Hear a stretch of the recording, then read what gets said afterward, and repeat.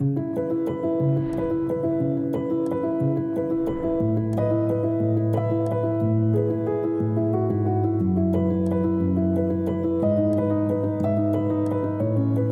hallo, grüß Gott.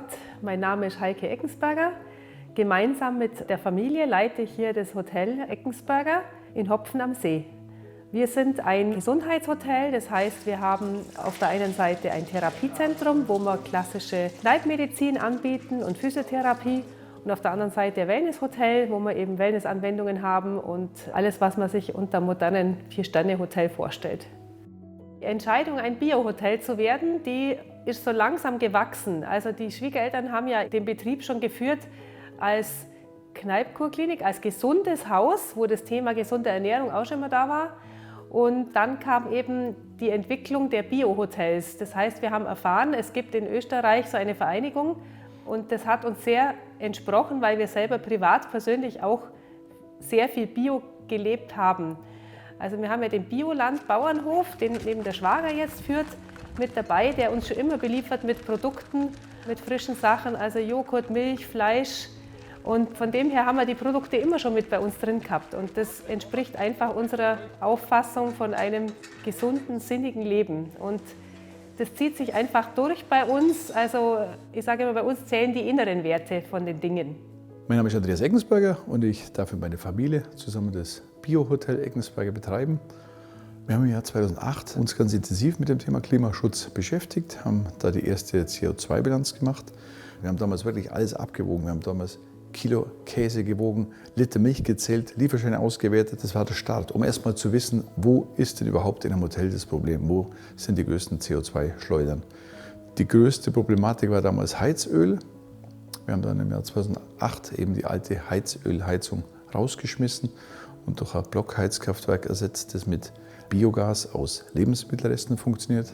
Dadurch war es möglich, eben eine Wärmekraftkopplung zu machen. Also wir machen Strom und Wärme mit diesem Motor, der eben mit diesem Biogas läuft. Dann haben wir eben auf den Dächern Solaranlage aufgebaut. Das heißt, wir haben insgesamt 1000 Quadratmeter Solarfläche. Davon das meiste für Strom, einen kleinen Teil auch für Solarkollektoren. Dann haben wir eine Batteriespeicheranlage. Das heißt, wenn wir zu viel oder mehr Strom erzeugen, als wir brauchen, dann wird dieser Strom in die Batterie eingespeist und wird dann in den Abendstunden, wenn es eben keinen Sonnenstrom mehr gibt, wird das dann eben verbraucht.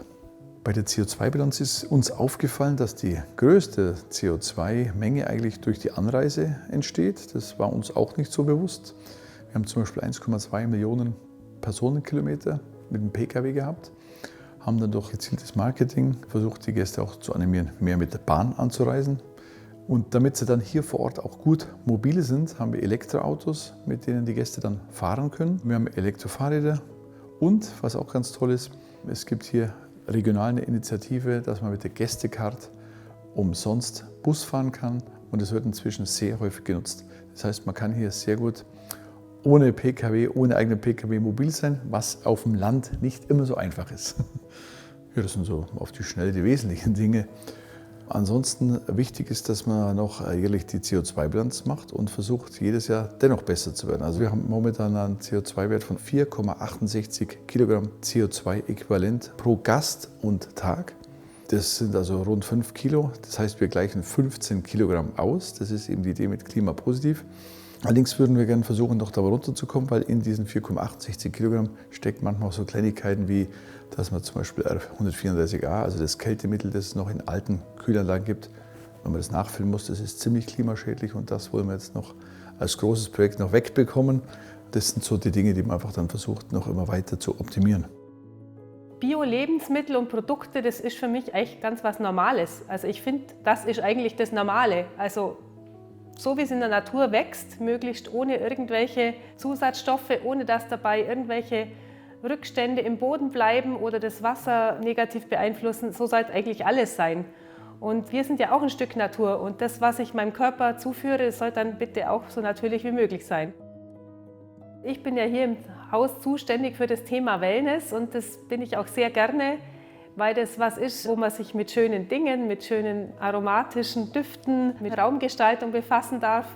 Und weil es einfach schön ist, wenn man die Leute sieht, wenn sie reingehen ins Wellness und wenn sie mit einem seligen Lächeln wieder rauskommen.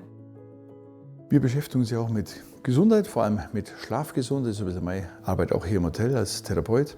Wir haben deswegen in den Hotelzimmern schon vor einigen Jahren alle Zimmer gemessen, und zwar im Bereich des Bettes, um zu schauen, wie viel Hochfrequenz und wie viel Niederfrequenz und wie viel statische Magnetfelder im Schlafbereich sind. Haben dann festgestellt, dass viele Kabel an den Betten vorbei gelaufen sind. Die haben wir inzwischen alle abgeschirmt. Das heißt, alle Zimmer im Hotel haben einen sogenannten Gute-Nacht-Schalter, um zum Beispiel die Minibar abzuschalten, weil nur wenn dieser Verbraucher Minibar aus ist, manchmal ist auch der Fernseher, der viel Strom braucht im Grund, Standby-Modus, dann kann der Netzabkoppler abkoppeln. Das heißt, dann haben wir kein Magnetfeld mehr auf einem normalen Kabel. Und die zweite Idee ist, wir hatten bis vor 2 Jahren kein WLAN im Hotel. Wir waren wahrscheinlich das einzige 4-Sterne-Hotel ohne WLAN, vermute ich mal. Haben jetzt aber natürlich der Nachfrage nachgegeben, dass doch mehr Gäste gesagt haben, naja, WLAN ist uns doch wichtiger als Hochfrequenz. Haben jetzt eine Lösung gefunden, in dem in jedem Zimmer jetzt ein Access Point ist. Und den haben wir so weit runtergefahren von der Sendeleistung, dass er eben nur in dem Hotelzimmer im Wesentlichen sendet. Man kann jetzt abschalten, von 23 Uhr bis 7 Uhr werden sie automatisch abgeschaltet. Und dann kann der Gast den ab 7 Uhr wieder einschalten, wenn er das möchte. Und die Zimmer drumherum, wenn jetzt jemand das eingeschaltet hat, haben dann immer einen sehr, sehr geringen Wert. Also in Werten jetzt 70 Mikrowatt maximal im Zimmer, und ein WLAN-Sender hat normales so 2600 Mikrowatt. Also das ist so eine Sache, wo wir einfach denken, das könnte auch noch zusätzlich für guten Schlaf sorgen. Wir sind Klimahost, weil es einfach sinnvoll ist. Es macht einfach Sinn, CO2 zu sparen. Wir haben nur diese eine Welt.